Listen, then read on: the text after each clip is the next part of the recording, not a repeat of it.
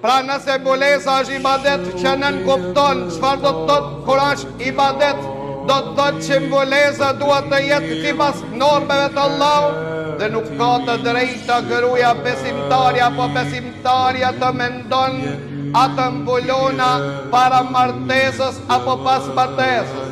Thot Allahu Azza wa Jalla në Kur'anin e Kerim: "Ma kana li mu'minin wala mu'minatin idha qada Allahu wa rasuluhu amran an yakunu lahumul khiyaratu min amrihim." Si takon besimtarit as besimtarës nëse vendos Allahu për diçka që ato të bëjnë zgjedhje.